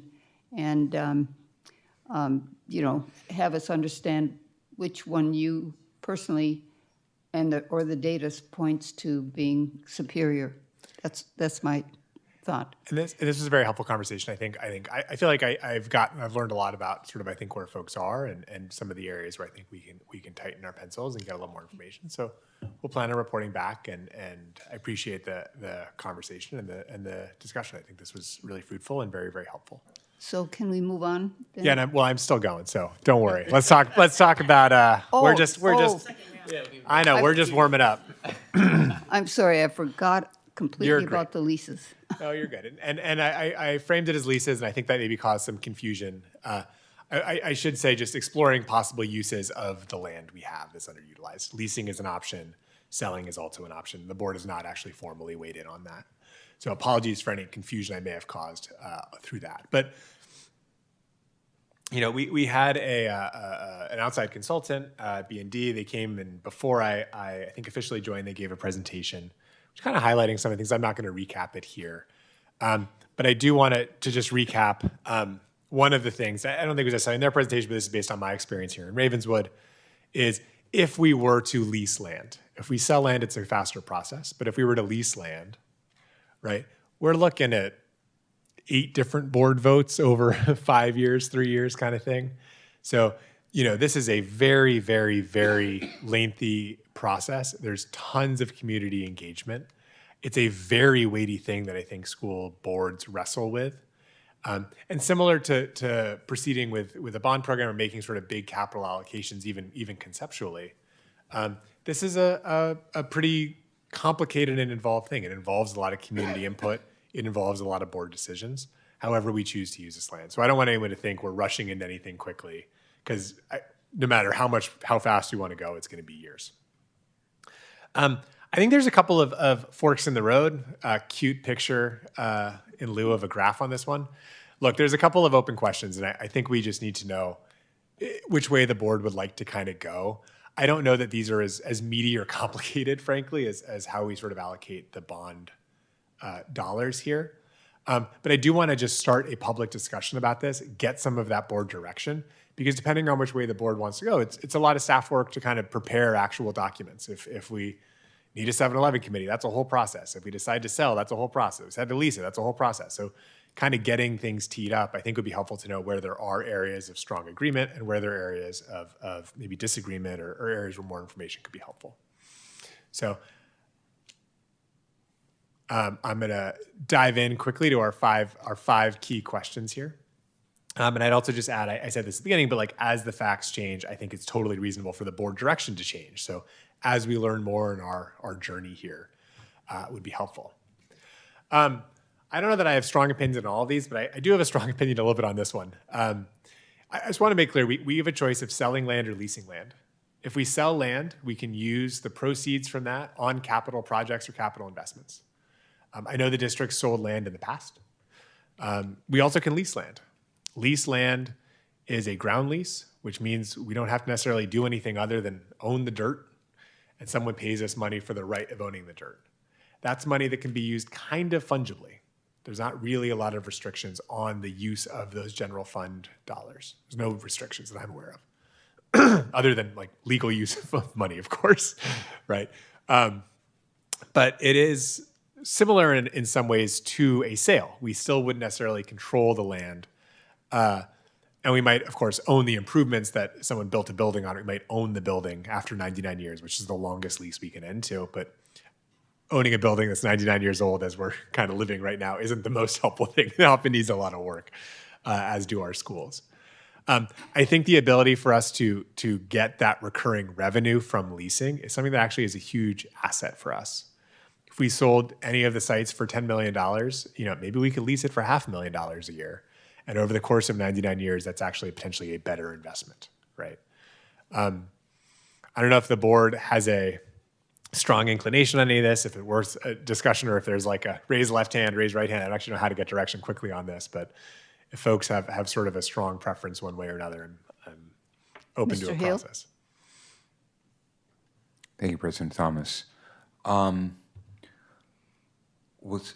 guess two things. So one is, if we identify sites a site or sites that we would want to use, could we open up the bidding or the opportunity to entertain a variety of different scenarios? Yes. And so then it could be, people are coming in and saying, I really want to build an apartment complex here, or I want to build, an office building or whatever. So you could have that diversity, but you also could have a diversity that says, well, you know what? I'm willing to pay you cash on the barrelhead of $100 million right now for this site. And so it's like, well, wow, that's too good to be true. Or it could be, maybe somebody comes up with a really attractive leasing offer. And so we don't necessarily need to decide that right now. So could we leave it open and just see kind of what deals come our way? We absolutely can. And my experience, having done this a couple of times, is if you say you want to lease, people will offer to buy it outright from you. If you say that you want to sell, you will not get a single offer to lease it. Okay. Developers want to own the land. They don't want to lease it. Yeah. Right? And so I think if you say, hey, I'm open to whatever, you're going to get a lot of offers for a sale and not a lot of offers for that recurring revenue. So I think my attitude would be, if your goal is to keep your options open, start from a position of selling, but be open to pivoting, which I think as the facts change would be reasonable, right? Okay. Sorry, excuse me, I'm sorry. And then, sorry, thank you. I was like, what was confusing about that? It's exactly opposite. If you wanted to keep your options open, the logic is start with leasing, knowing that you're probably going to get offers to purchase that, and you could then sort of pivot to a sale from leasing. And then just one last comment, and maybe the board's opinion has changed, but so we need to look at that. But I know that when we've been talking about this in the past, and we've talked about, well, what are really the areas where we're deficient and that would cause us to take and somehow dispose of some of our properties? And I think that we reach an agreement to say that where we really feel that we need to use that money is really focusing on, it could be teacher housing, it could be teacher pay, but especially healthcare. And so I think if those are still the priorities, that the selling is not going to help us with that category because the money has to go to a capital project. Whereas if we do leasing, it can create a revenue stream that can pay for that. And that's it for me. Thank you. Mr. Block? Thank you. So yeah, just to pick up on what Member Hill was saying, I mean, I think with regards to, money for capital, there's always a potential way that we could raise more to invest in our facilities, which is by, going out and trying to pass another bond or parcel tax or something like that. But when it comes to operating revenue, we get what we get from the state, right? There's like really not that many options, and it's more flexible, right? So leasing seems to offer a very valuable opportunity to increase revenue that is otherwise difficult to obtain. And hearing you say that if we say we're going to try to lease, we're still going to get offers for sale, and we can still entertain those offers. I mean, it doesn't seem like there's any downside to me to saying we're going to lease, and then people will still offer to buy it. And if it's really an amazing offer, we could still consider that. But I mean, based on that additional info and the flexibility it provides, I would strongly advocate for leasing. I agree with your recommendation about leasing, not selling, with the idea that Member Block mentioned and Member Hill, that it leaves our options open if we get an offer for a sale. I'll just back that all up. All right, keep moving. Two points I just wanted, we're not voting, but just two things I wanted to clarify slightly. The community could also pass a parcel tax, which is similar to a bond. It is sort of a general revenue measure, often earmarked towards things that are specific, like teacher compensation. And I don't know why I didn't think of this until Member Block was talking, but our ground leases in Ravens would actually include a sale provision where the district could then choose to sell the land 20 years into the lease. So you're actually not only not limited at getting the bid phasing, but down the road too. Okay. The next thing, and I guess I said staff only had a strong opinion on this. I have a little bit of a strong opinion on this one. I think there's a question of how much control over the site we'd like to have. There are a lot of different ways to do teacher housing projects. Some include the district passes a bond, the district builds the site or partners with a developer to build the site, and the district actually owns the units and operates the units. Another approach is the district says we are going to be totally hands-off. We're going to be not involved in the actual operations of this. We're not going to choose who lives in this. We're going to really take no ownership other than we're going to cash a rent check. That's our stake. I will say that the Ravenswood board, I think, looked at this and said, hey, we don't want to be in a situation where a member, an employee needs to be terminated for whatever reason and now also needs to be evicted. Or they don't want to be in a situation where someone doesn't pay their rent and all of a sudden the board has to choose, do they terminate or just evict, or what do they do? They also don't want to be in a situation where the building's sort of fallen apart, it's not doing great, and all of a sudden board meetings involve a lot of complaints about the facilities of a housing development, not just the regular complaints. So I think the board chose sort of, in terms of structuring this lease, more of a no control, triple net is what it's called, ground lease, as opposed to sort of more full development, full control. In the spirit of trying to move this along, to start a straw person argument, does anyone not agree with a no control approach and feels like a full control approach or something more along that side may make more sense? Hearing none. I don't know, different approach this time, but not trying to curtail the conversation at all. We can obviously go back, but I think that approach makes some sense. And I will say there's been some conversations with our union partners, and I think they sort of share some skepticism about district full control over this. Speaking of our union partners, I think they've also been able to weigh in on, do we want to try and provide staff housing as a goal or try to provide recurring revenue as a goal? They're not mutually exclusive, but they're a little bit different. If we built, and I don't think any of our sites are appropriate for this, but if we built a used car lot and we leased it to somebody else who sold used cars, to stick with your earlier metaphor, which is in my subconscious, that doesn't provide staff housing, but might actually provide the most revenue. If it did provide that revenue, we could then pay our staff more and maybe they could afford housing that way. We could then pay our folks healthcare costs in some portion, that might help, right? But even if it defrays part of it, I think that recurring revenue is a little bit more fungible. We could provide our staff housing vouchers. There's something really alluring, though, about providing staff housing and being able to advertise that and say that. In Ravenswood, I think the approach that we took on this, just to be transparent, is the board said, go get revenue, and that made it very easy for staff to negotiate with developers. It's hard when there's multiple priorities for staff to enter into very complicated negotiations.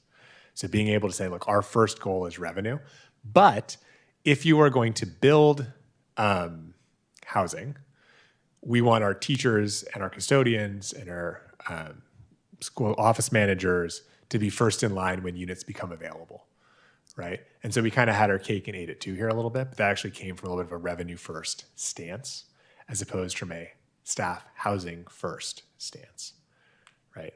And so I think, again, some of this is really positioning with those developers and starting from a position of we're trying to get recurring revenue, it's easier to add in staff housing. If we go out and say we want staff housing, we're probably going to get some nonprofit housing developers who aren't going to really want to pay a lot in ground rent. Very, very early preliminary conversations with our union partners, and I think there's a sense from their membership and a sense from the teachers I've talked to sort of outside of talking to the union leads that I think the focus should be on that recurring revenue right now. Staff housing really only benefits the staff who get to live in that housing. It doesn't really help, say, a teacher who's been here for 25 years, owns their house in Newark, but can't afford healthcare right now and is thinking about leaving that way. This does nothing for them. And so obviously it doesn't help the person who wants to move here, who wants to be a paraprofessional, right? So pros and cons, but I do think the sense I'm getting is a little bit of a desire from staff for at large, more in that recurring revenue. Not trying to curtail debate again on this, but is there a little bit of a desire for that focus more on revenue, or are we missing something here on the staff housing front that should be discussed too? Mr. Block and then Ms. Jones. I think if staff express a strong preference, then we ought to listen to them. I was just going to say pretty much the same thing in that I think the revenue gives us the most flexibility to be able to support staff. Yeah. And can we have our cake and eat it too in a way, like how has Ravenswood been able to get affordable housing with preference for our employees, or your employees, and still get revenue? We started from a position of we're trying to lease the land for what's economically competitive, and we're open to all proposals, as Member Hill sort of said at the beginning of this. So send us your best ideas, send us your best proposals. And a lot of our sites, similar to Newark, are in more residential zones where it doesn't make sense to do a used car lot. So what's the proposal? Well, it's a ground lease, so it's not single family homes, which are generally more of a for sale product. It's going to be more rental units. That lends itself a little bit more to taking advantage of some of the subsidies that affordable housing provides.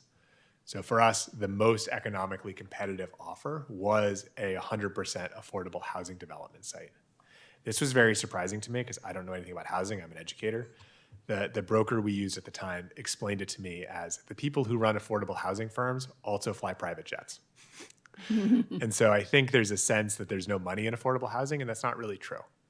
And so in Ravenswood, it was important to us that we took our cut of that and drove a hard bargain so that they were flying maybe economy plus instead of a private jet with the money that was from our sites so that we could pay our staff more competitively.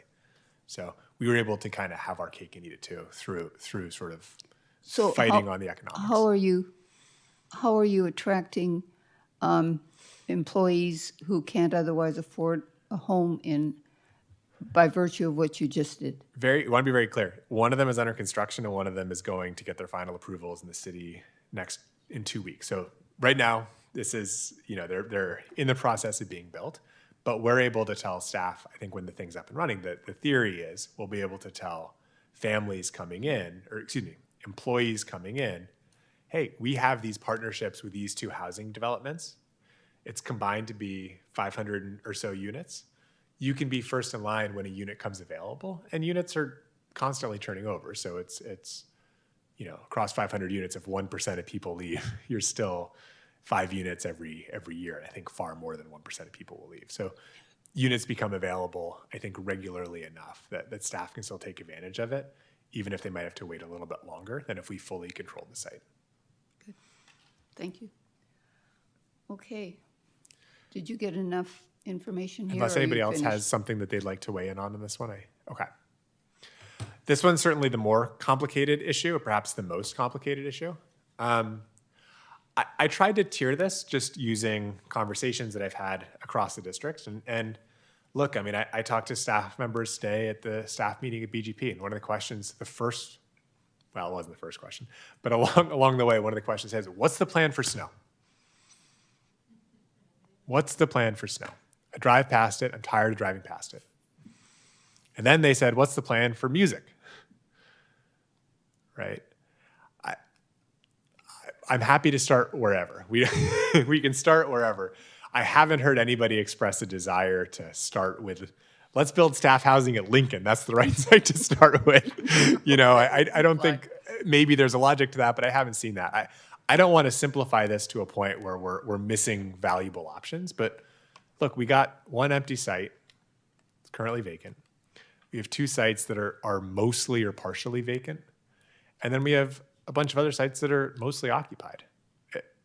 I think to me, the answer is, hey, let's start with snow. Let's get off to the races. Let's see how it goes. Let's learn from the experience. Let's course correct as we need to.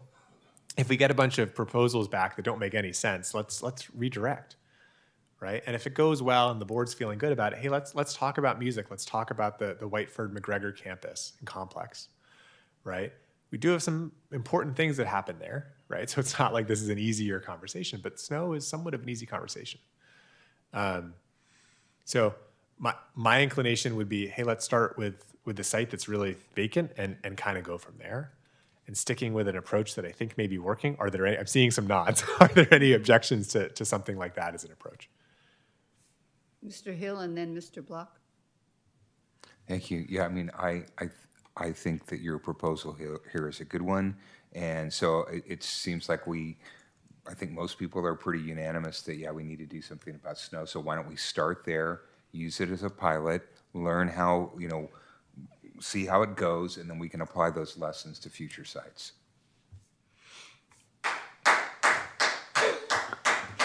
Mr. Block. I agree, and I would add a further data point. We've talked about the fact that we're spending money on Firewatch at Snow, so it is not only cost neutral right now, but it is costing us money to maintain a site that nobody is using. Such a good point. I think that's just one more reason to begin there. And I do think there's cost with the other sites too. I think that's such a good point. Thank you for bringing that up. Okay. I think the last question is if we want to go through an approach of leasing, which sounds like, given the direction I'm getting, we do.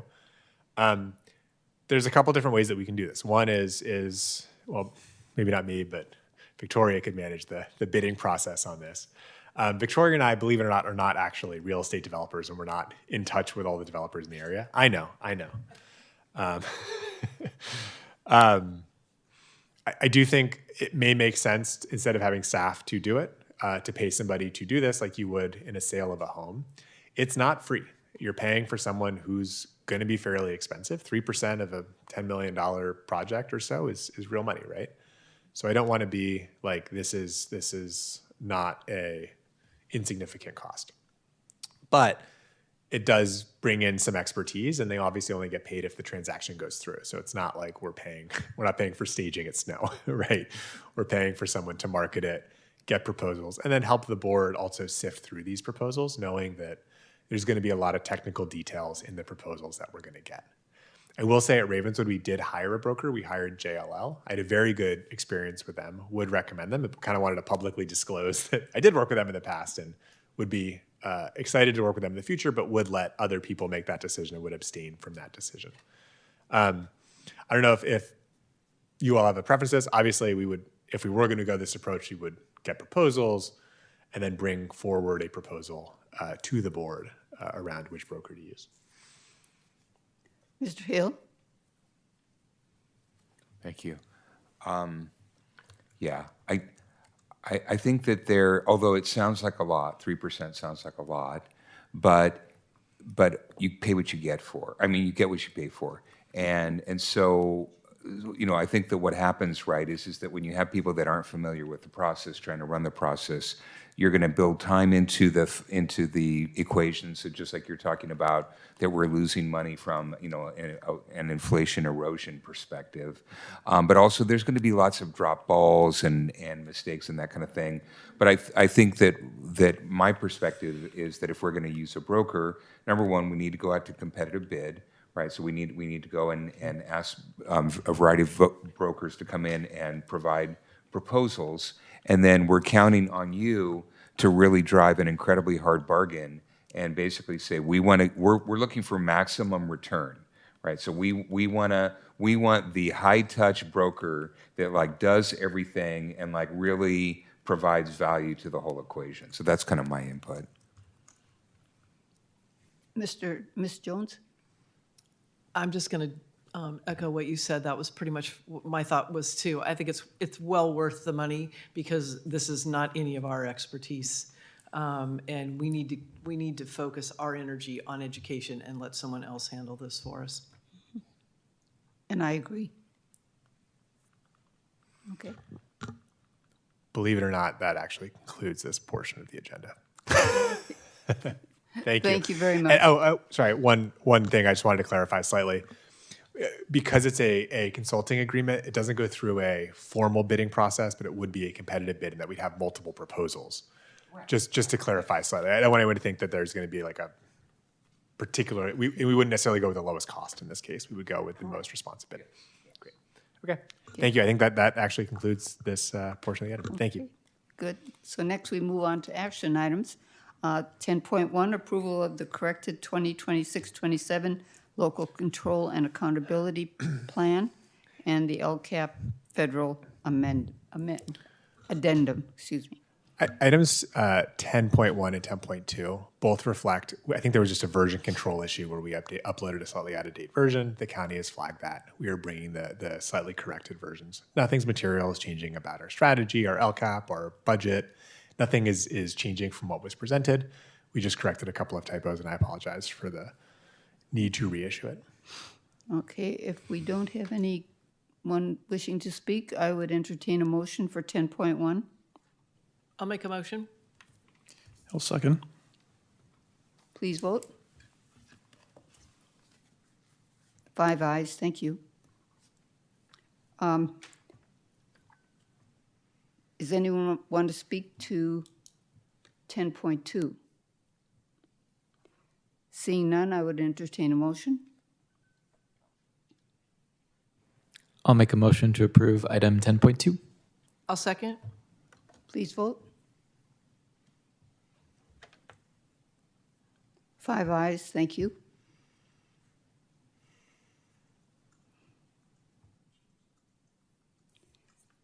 So that brings us to the consent agenda, personnel items. Superintendent, do you have anything you'd like to bring up with this? Sorry, yes, I would like to clarify there was a mistake on 11.3. The evaluation process for 26-27 reflected an end date of, I believe, June 30th, 2026, which is now passed. The end date should have been 2027, and that has been changed in the board docs on the website. Okay. So given that, we can approve consent agenda personnel items with one vote, and the student board member does not vote on personnel items. So with that, I would entertain a motion. I'll make a motion. I'll second. Motion's been made and seconded. Please vote.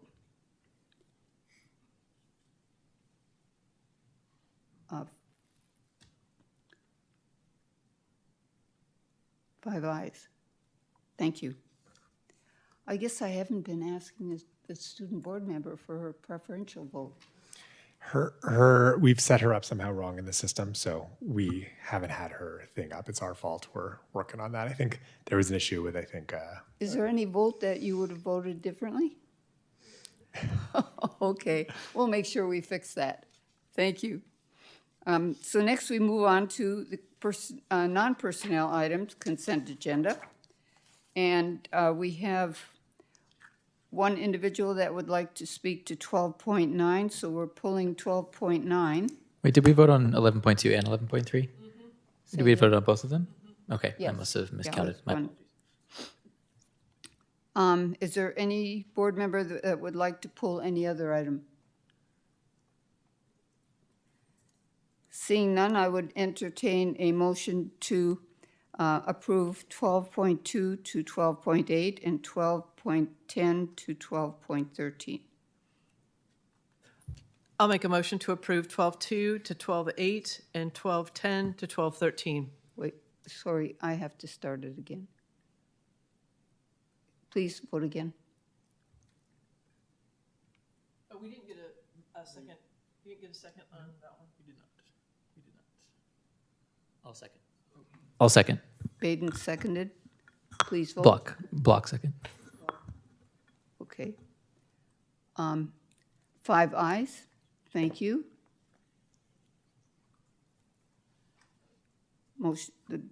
Next, I would call on Ms. Sherry Villa. You wanted to speak to 12.9, Board Policy 4100, Certificated Personnel.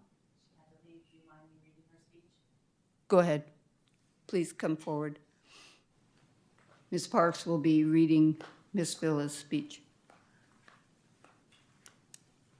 Good evening, board members, superintendent, staff, and members of the community. I'm here tonight to express my concern regarding the removal of the final sentence from Board Policy 4100, which currently states that policy, rules, and regulations related to certificated personnel shall be administered in a fair and equitable manner.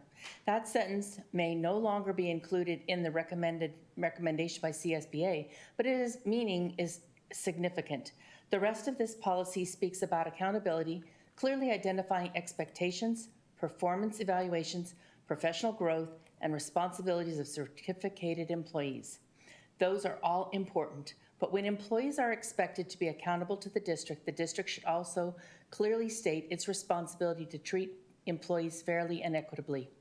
The accountability should also apply when the district itself discovers that it has made a mistake and also be held accountable to enforce decisions and approvals made by previous administration as they are bound by actions of the agency they represent.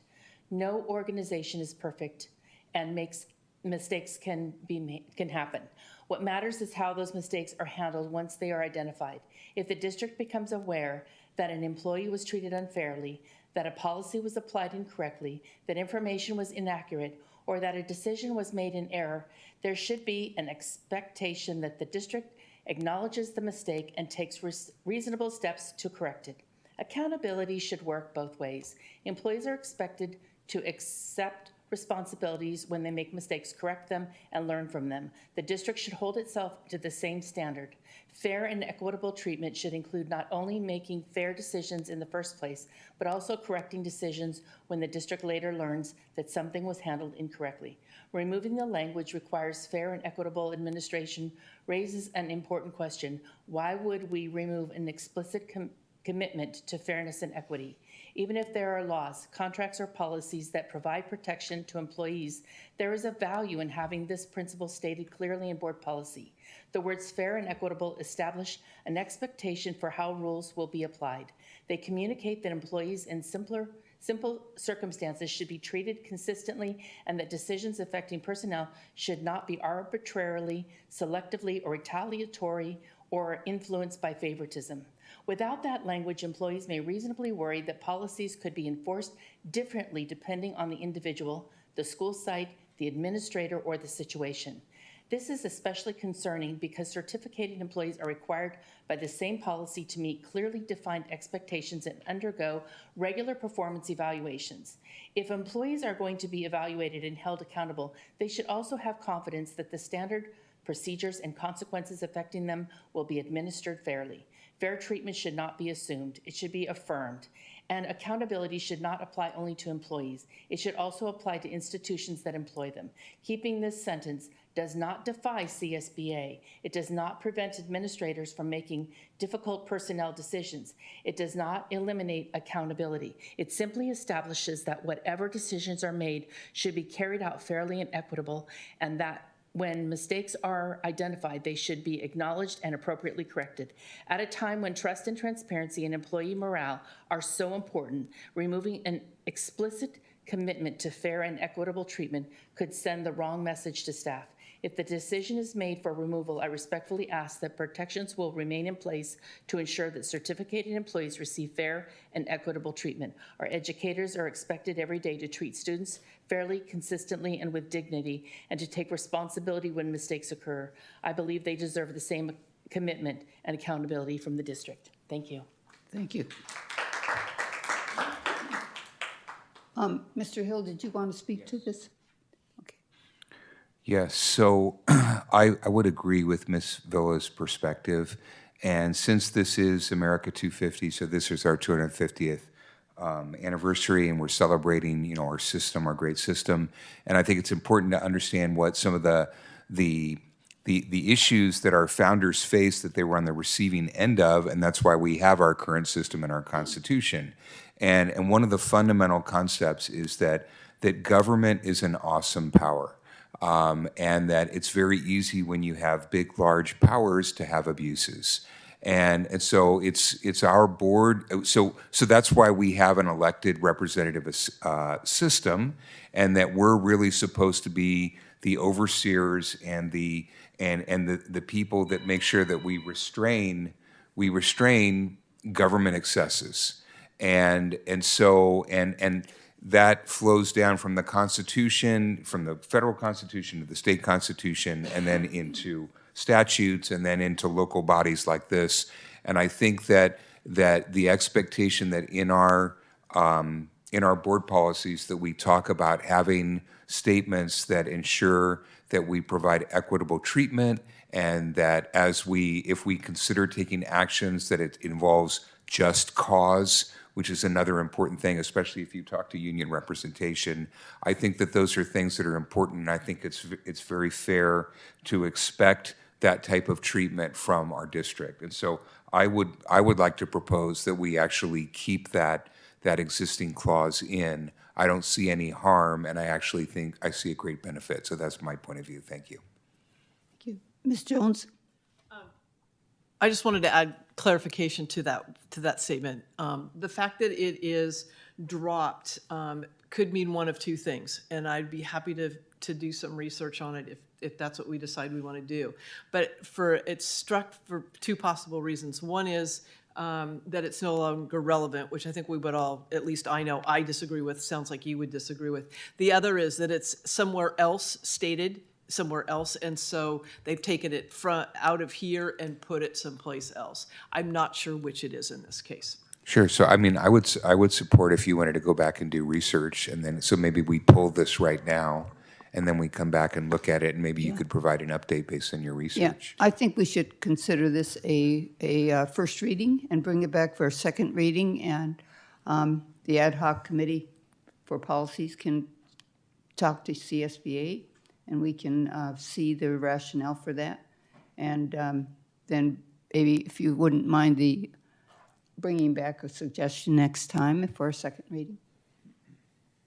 I would also like to ask Mike specifically about this too, if he knows anything.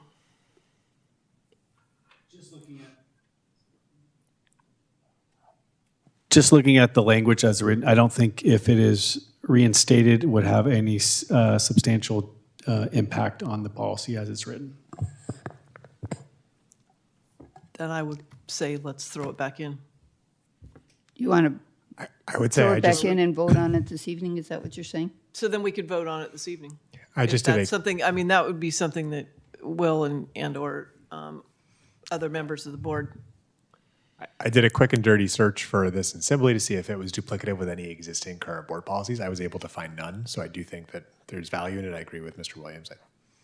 I'm fine approving. I think staff would be comfortable approving this as amended if that's what the board wants to do. Then I would entertain a motion for an amended with that one item brought back in for this item. I'll make a motion to approve 12.9, amending that last sentence and adding it back in. I'll second. It's been made and seconded. Please vote.